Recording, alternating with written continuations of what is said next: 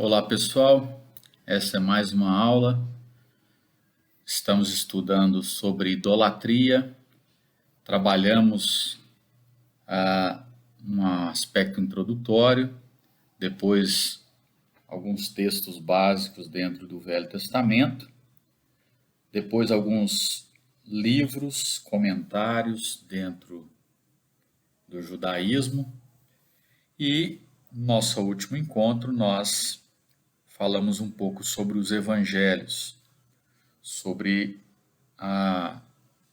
o Israel na época de Jesus e qual o fundamento dessa adoração desse grupo. Lembramos que no Velho Testamento você tem uma relação com objetos inanimados, ídolos de madeira, de pedra, e agora já nesse período de Cristo, os evangelhos trazem relatos de não mais uma idolatria vinculada ou de natureza com ídolos no sentido de figuras, de símbolos, de animais, ou seja, de criações feitas por artesãos, né, fabricados por humanos, mas você vê uma idolatria da tradição, dos usos e costumes, das formas, dos jeitos.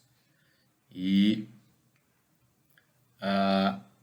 agora nós então vamos nessa aula tentar rapidamente falar dentro de Atos, dentro dos escritos de Paulo e também do Apocalipse, tentando com essa aula fazer então uma conclusão do Novo Testamento, ou seja, uma abordagem lógica de superfície geral, mas dando uma visão dentro do Novo Testamento. O período dos Atos dos Apóstolos, ou o livro, né, não só o período, mas o livro de Atos, ele fornece uma descrição a mais dessa natureza da idolatria. E a gente vai perceber que agora nós temos um outro fundamento de idolatria. E é exatamente sobre isso. E nós queremos que essa seja a nossa penúltima aula. E no próximo encontro nós já vamos finalizar esse assunto, trazendo algumas considerações finais sobre o que nós falamos. Então é importante, iniciando com Atos dos Apóstolos, nós refletirmos sobre Atos capítulo 7, que fala sobre a morte de Estevão, o Estevão como um primeiro mártir. Se você observar o propósito de Atos, capítulo 7, versos 46 a 52, é trazer para nós uma conclusão de que, assim como Moisés foi rejeitado, exatamente por isso a adoração do povo se tornou uma adoração idólatra, blasfemadora. Isso está narrado em Atos 7, 20 a 43. Nós temos então, da mesma forma, Cristo rejeitado. E esse Cristo sendo rejeitado, a adoração no templo se transforma em blasfêmia. Então, qual que é o ponto de Atos? Se o ponto dos evangelhos é que existia uma idolatria da tradição, em Atos dos Apóstolos nós vamos ver que existia uma idolatria do templo. E rejeitar a Cristo e buscar o templo como o fim da adoração se tornaria ou se torna blasfêmia. Observe essa leitura. Que encontrou graça diante de Deus e pediu que lhe permitisse providenciar uma habitação para o Deus de Jacó. Lembre-se que ele está falando da construção do primeiro templo, o templo de Salomão.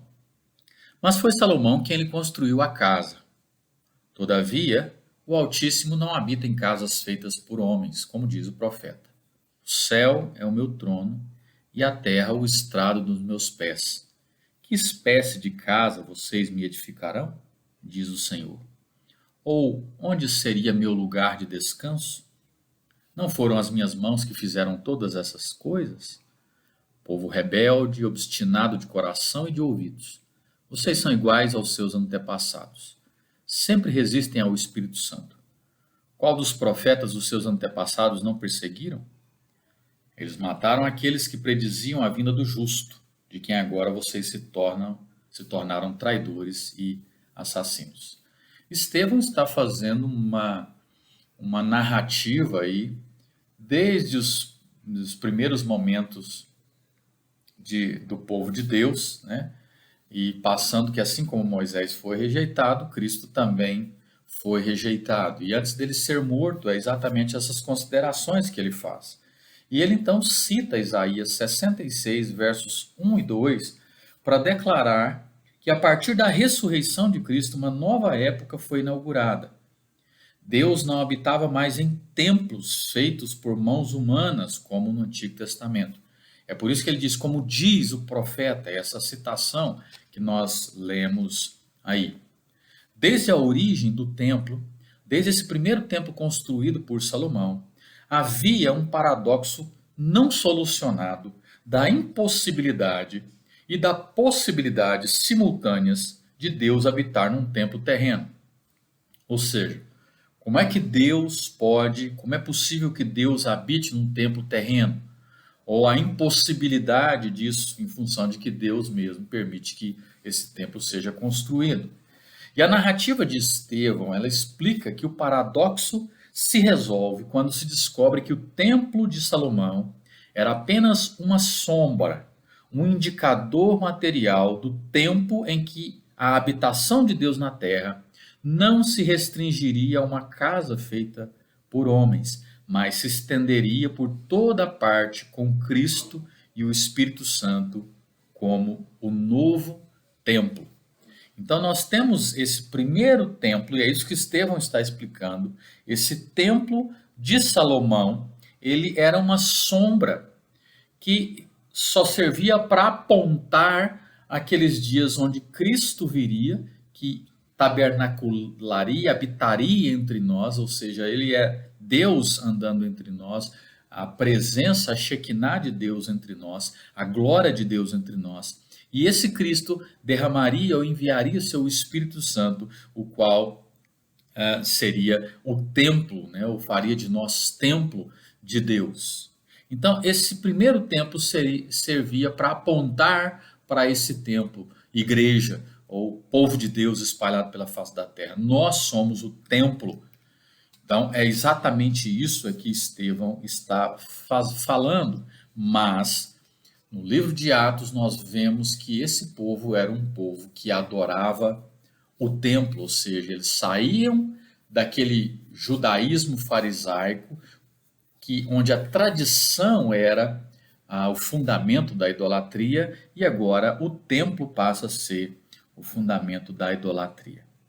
Então, nós percebemos que essa alusão que ele faz ao episódio do bezerro de ouro aponta para a hipótese de que Salmo 106, verso 33, onde diz que se rebelaram contra o seu espírito, está por trás também de Atos 7, 51, né? Ou seja, a citação povo rebelde, obstinado de coração e de ouvidos, é uma citação que lembra claramente o episódio do bezerro de ouro, aquele episódio que nós já citamos nos vídeos anteriores. Você pode rever.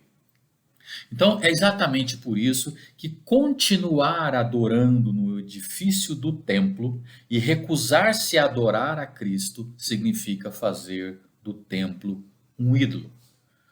Vou falar isso de novo, você pode ler isso aí na tela do seu celular ou do seu tablet. Continuar adorando no edifício do templo e recusar-se a adorar a Cristo significa fazer do templo um ídolo. E é exatamente essa narrativa de Atos que nós temos. O livro de Atos dos Apóstolos mostra que os judeus continuarem acreditando que a presença reveladora de Deus estava no templo físico e não em Cristo, essa era a idolatria. O mesmo que acreditar que a presença singular de Deus estivesse em algum ídolo de madeira ou de uma árvore antiga. Ou seja, acreditar que a presença de Deus estava no templo era a mesma coisa de acreditar que um ídolo de madeira ou uma árvore trazia a presença de Deus. E é exatamente por isso que se torna idolatria. Um outro texto, ainda dentro do livro de Atos, é Atos 17, 24. Atos 17, 24 e 25, parte da pregação de Paulo em Atenas, explica que na presente era não se deve adorar o verdadeiro Deus mediante templos materiais, imaginando que se possa encontrá-lo nesses lugares. E é isso que o texto diz. O Deus que fez o mundo e tudo que nele há é o Senhor do céu e da terra, e não habita em santuários feitos por mãos humanas. Ele não é servido por mãos de homens como se necessitasse de algo, porque ele mesmo dá a todos a vida, o fôlego e as demais coisas. A lógica de Paulo é simples. Se o semelhante gera semelhante, é ilógico supor que a natureza divina que criou os seres humanos vivos é semelhante a uma imagem feita de uma substância inanimada. Antes, a divindade deve ser viva. Então, Paulo quer, portanto, que as pessoas adorem o Deus vivo, não ídolos espiritualmente mortos. Ou seja, se esses ídolos são feitos por mãos humanas, eles estão mortos, eles não têm vida, assim também aqueles que os adoram. Por isso, o que Paulo está dizendo é que as pessoas precisam adorar o Deus vivo, aquele Deus que fez o mundo, que fez todas as coisas que existem, aquele que Deus que dá vida às coisas que existem. Ainda em Atos, especificamente no capítulo 28, nos versos 25 a 28, é o último episódio importante dessa narrativa, retrata Paulo e os judeus dialogando na casa em que o apóstolo se hospedou. E a conversa conclui com a pregação de Paulo acerca do reino e Jesus do Antigo Testamento, o verso 23. Alguns foram convencidos, mas outros não, é o que diz o verso 24. E então, respondendo aos que não creram, Paulo disse que eles estavam cumprindo Isaías capítulo 6, versos 9 e 10. Diz o seguinte: discordaram entre si mesmos e começaram a ir embora, depois de Paulo ter feito essa declaração final. Bem que o Espírito Santo falou aos seus antepassados por meio do profeta Isaías: vá e a este povo e diga: ainda que estejam sempre ouvindo, vocês nunca entenderão, ainda que estejam sempre vendo, jamais perceberão. Pois o coração deste povo se tornou insensível, de má vontade, ouviram com seus ouvidos e fecharam seus olhos. Se assim não fosse, poderiam ver com os olhos, ouvir com os ouvidos, entender com o coração e converter-se, e eu os curaria. Portanto, quero que saibam que essa salvação de Deus é enviada aos gentios. Eles a ouvirão. Observe exatamente que o que Paulo está dizendo é que muitos não creram. E é isso que ele diz àqueles que não creram, que eles estavam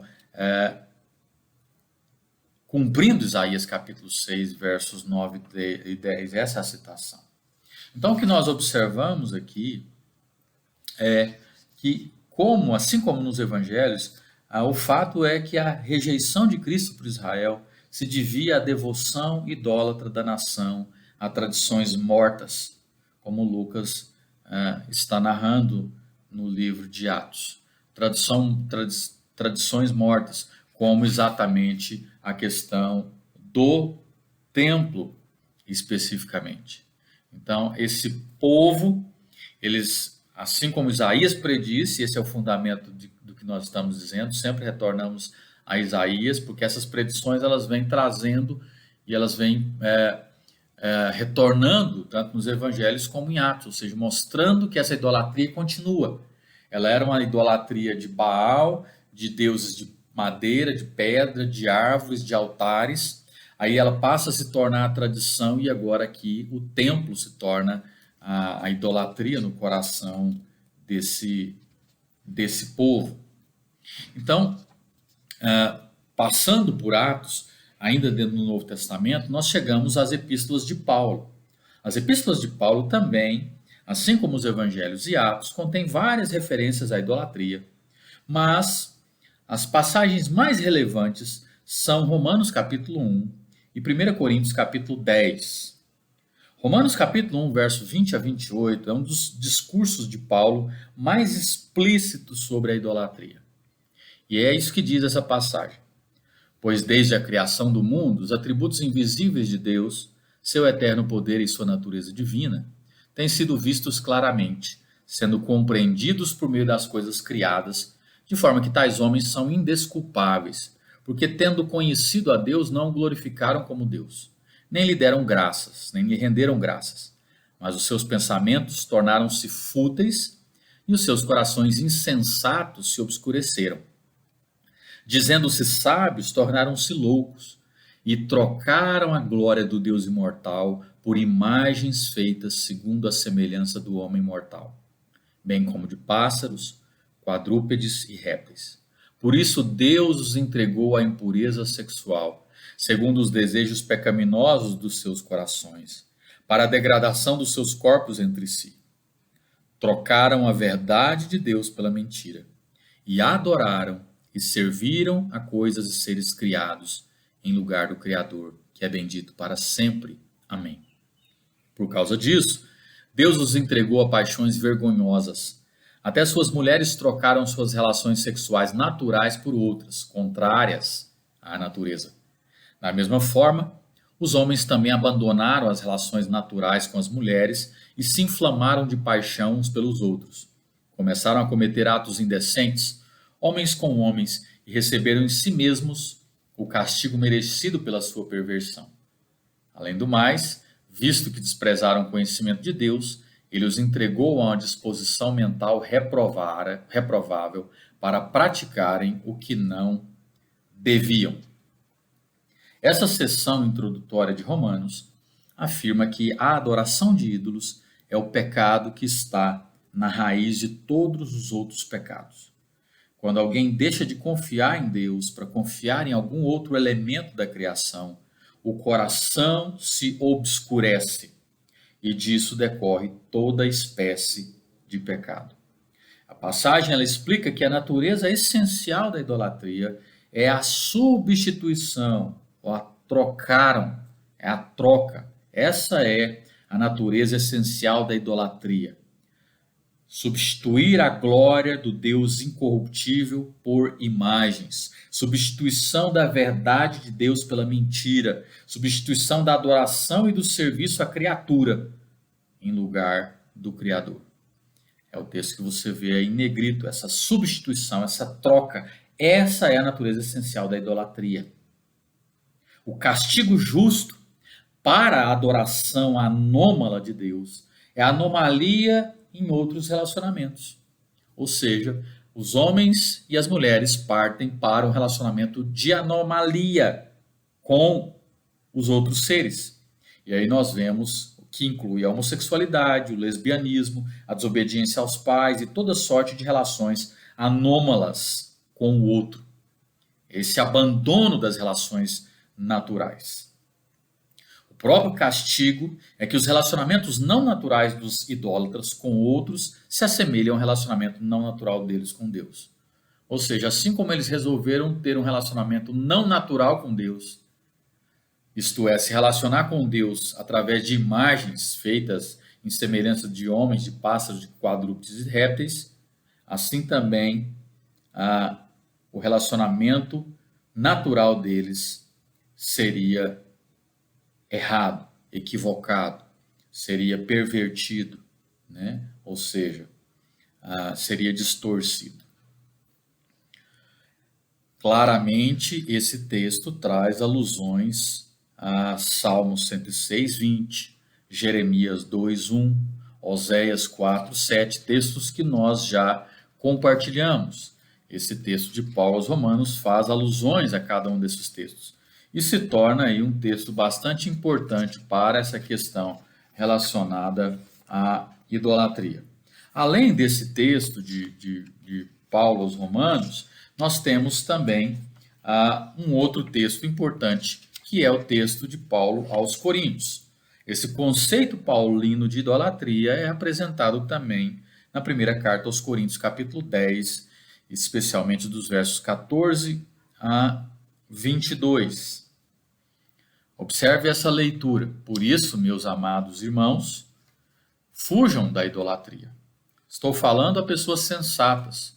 Julguem vocês mesmos o que estou dizendo. Não é verdade que o cálice da bênção que abençoamos é uma participação no sangue de Cristo e que o pão que partimos é uma participação no corpo de Cristo? Por haver um único pão, nós que somos muitos, somos um só corpo, pois todos participamos de um único pão.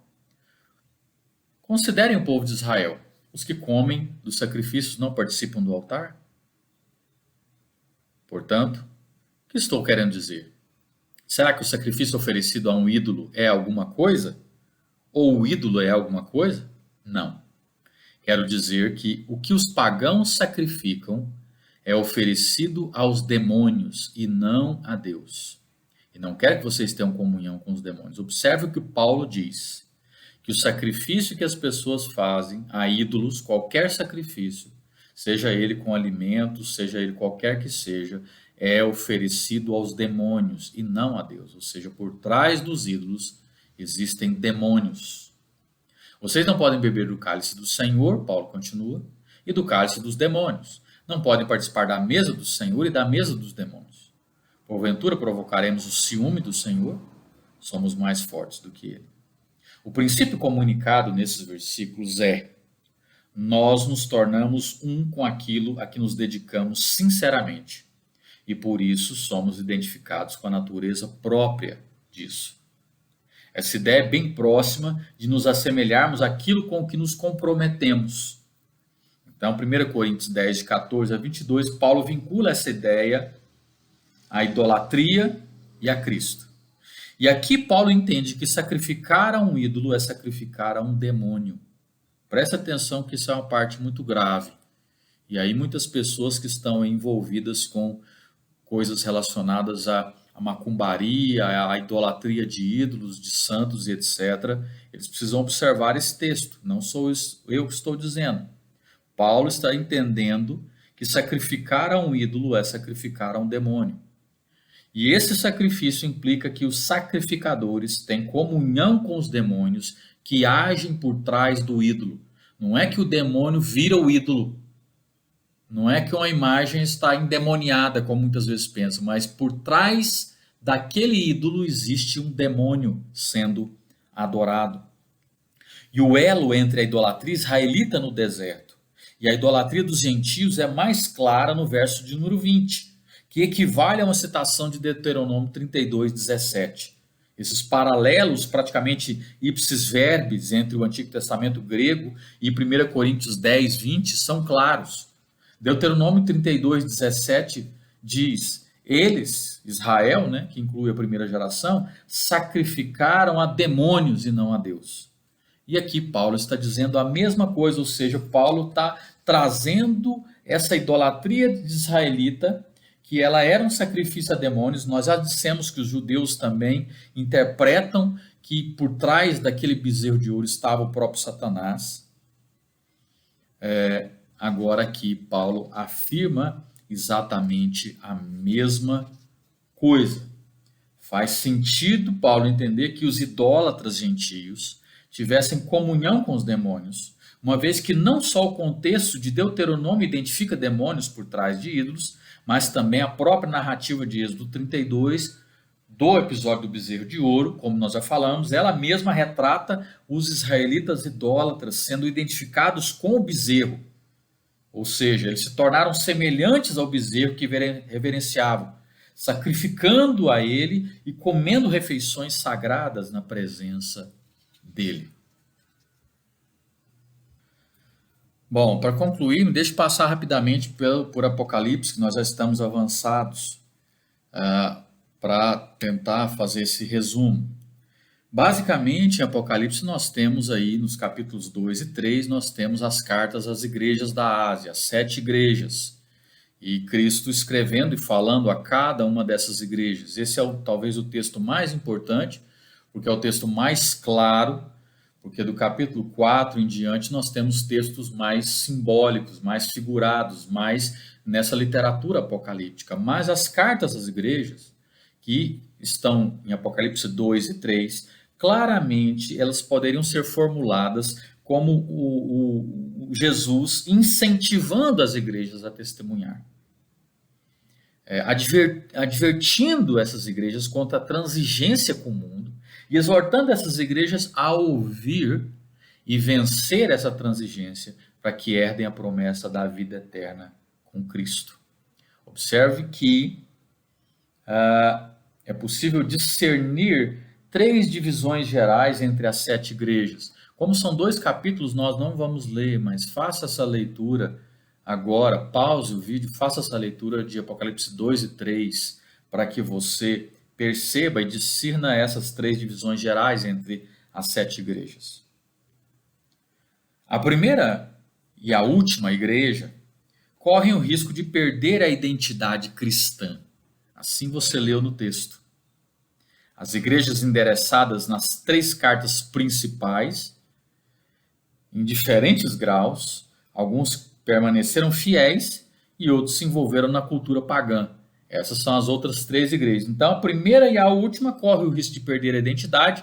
As 3 principais, elas têm alguns que permanecem fiéis, outros que se envolveram na cultura pagã. E a segunda e a sexta carta foram escritas para as igrejas que haviam demonstrado fidelidade e lealdade ao nome de Cristo, mesmo diante da perseguição de judeus e pagãos. Isso quer dizer que todas as cartas tratam em geral da questão de testemunhar de Cristo no meio de uma cultura pagã. É por isso que a fórmula do ouvir é a chave para entender o tema principal das cartas. E é exatamente por isso que ela é essencial para compreender o tema do livro inteiro. A necessidade que o ser humano, que essas igrejas, que nós temos de ouvir. Porque essa é a relação com a idolatria. Um ídolo tem ouvidos, tem orelhas, mas não ouve. E aqueles que adoram se tornam surdos. Eles têm um problema para ouvir. E é exatamente isso que João narra pelas palavras de Jesus, que Cristo está exatamente falando a essas igrejas da importância delas ouvirem a palavra de Deus. Isso a ouvir tem implicações para obediência. A fórmula do Apocalipse se dirige à igreja, que é essa continuação da verdadeira comunidade da aliança do Antigo Testamento, como Israel.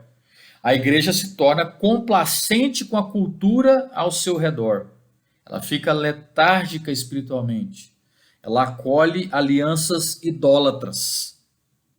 Então, observe que aqui nós temos um grupo no Velho Testamento muito focado aos ídolos mesmo, como de madeira, de prata, de ouro, como o bezerro. Nós temos no período de Jesus que a idolatria tinha a ver com a tradição. Nós temos o livro de Atos falando agora do templo tomando o lugar de Cristo e se tornando o ídolo para aquele povo, o templo. Nós temos Paulo, que escreve às igrejas, falando agora dessa relação com a adoração com os demônios, ou seja, essa mudança de estado, que comunica esse princípio aí da natureza dessa idolatria. Ou seja, Paulo fala dessa substituição, dessa troca da glória de Deus por imagens, que faz com que os relacionamentos se tornem anômalos. Isso é muito presente nos nossos dias também. E, por fim, as cartas às igrejas, o Apocalipse, que aponta para essa igreja que agora fica complacente com a cultura que está à sua volta. Paulo também vai dizer isso no capítulo 12 de Romanos. Não vos conformeis com esse século. Né?